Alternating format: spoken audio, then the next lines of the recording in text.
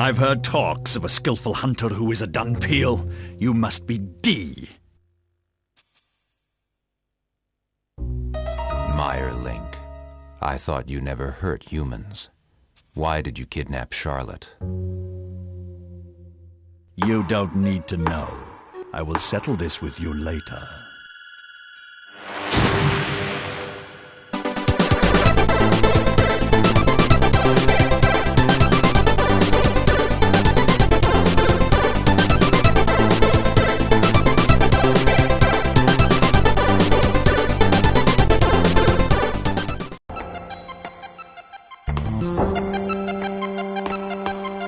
It seems like every other week that I'm digging out another PlayStation game that is sort of like Resident Evil, which shouldn't be so surprising. It was a very big game at the time, but now that retro gamers of that generation are more nostalgic for the Nintendo 64, you kind of forget just how many Resident Evil-like games there was on the PlayStation. I even got a few more in the pipeline that I'm gonna review in the future, but for today let's take a look at this one. This is Vampire Hunter D, based on the animated movie from the year 2000, Vampire Hunter D: Bloodlust.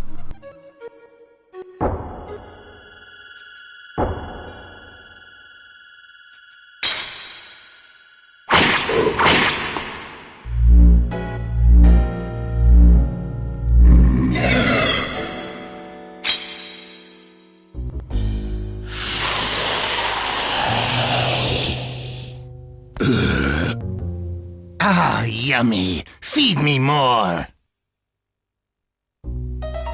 It's 10,000 years after the last war, and vampires have ruled the earth in what seems like forever. But now they are slowly going extinct, and as humans are clawing their way back to the top of the food chain, a new breed of bounty hunters have appeared to take on the very lucrative business of killing the last vampires. One such legendary bounty hunter is D. He is a dun peel, which means he is half human and half vampire, but not only is he incredibly skilled himself, he also has some sort of parasitic creature living in his left hand, which works out as D's partner with its own set of incredibly powerful abilities. Now, like the animated movie, D is sent to rescue Charlotte, the daughter of a wealthy mayor, but is more or less in a race against the Marcus brothers, another set of bounty hunters, who are also looking to rescue the girl. Now, unlike the movie, which is quite a journey where they go to a lot of interesting places, the games solely take place in Castle Cathis, which appears at the end of the film. And while the characters are all the same, the story has been quite rewritten to fit within the narrative of the castle setting. This must be a portrait of Carmilla, the mistress who resided in this castle. Carmilla? People used to call her the Bloody Countess. Her extreme ferocity incurred the wrath of the Vampire King, and he destroyed her himself. Now, as I said at the top of the review, this is very much a survival horror game in the style of Resident Evil, depending on your definition of survival horror. I mean, it does have tank controls, it has endlessly respawning monsters that will reappear every time you exit and re-enter a room. You got your standard locked camera angles, and you even got some light puzzles to contend with, which results in a moderate amount of backtracking. There's also a limited number of items to pick up, but that's not really a big issue in this game. D's primary weapon is his massive sword, but you never really run out of healing items thanks to the power of his left hand, which can be used to absorb the soul of the enemies once you whittle down their health a little bit. And the hand also has another ability where it can shoot out homing lasers that will attack anything in the area, and once you get the technique down, you can simply fire off the lasers when you enter a new area, absorb the souls of the enemies that the lasers hit, and recharge left hand's energy so you can repeat the process when you enter the next room. And even though D will lock onto the enemies, which makes it slightly easier to fight around in these locked camera angles, it still feels rather clunky and annoying. That is in part thanks to the stuttering you get every time the camera has to switch angle, and you kinda lose the rhythm of your attacks and the combat in general. So while you can block and dodge enemy attacks, I've found it easier to just mash and hope for the best. Where'd they go? They are dead. I killed them. I owe you one, but why'd you save me? It worked out that way. Well, whatever you say.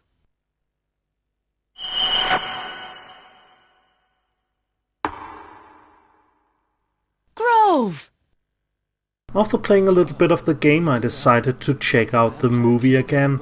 I haven't really seen it since it was new, so that must have been like 16 years ago, and it still holds up. It's a very good movie. The unfortunate part is that they go a lot of interesting places and do a lot of interesting things in the movie, and since the game just takes place in the castle, it actually gets a little bit boring by comparison, and that's a bit of a shame. The universe of Vampire D got this very cool styling of being super futuristic while at the same time being sort of gothic medieval. And because of the threat of vampires, there's all this Christian iconography all over the place, like crosses on every building, and the Marcus brothers who have crosses painted on their faces and designed into their tank and clothes. The game is just sort of boring castle hallways with some sort of esoteric looking cyber hallways that mix it up a little bit. The voice talent from the movie even returns to record brand new lines for the game, which means you don't get these hokey, hilarious voice lines that you get in other games like this, but unfortunately they're just reading the lines rather than acting them out, so that too ends up becoming just a little bit boring.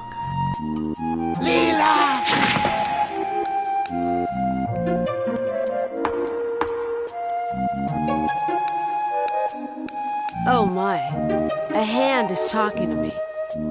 Hello, I live in Dee's left hand. In Dee's left hand? Leela, Dee is in trouble.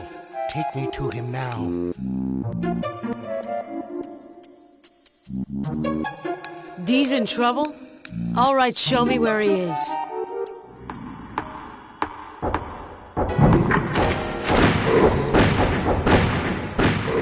There's a section of the game where you get to play as Layla, the female protagonist, which is pretty fun, because rather than using clunky sword combat, she has an actual gun and can just shoot the enemies from afar. But you only really play her for like 15 minutes or so, before going back to D. As far as Resident Evil knockoffs go, Vampire Hunter D is incredibly average. It's not broken, the voice acting is pretty decent, but milling around the castle is just sort of boring. Watching the movie didn't really help either, as it just seemed to highlight all the flaws of the game and all the missed potential, but while the game isn't really worth your time, the movie definitely is, so do check that out at least.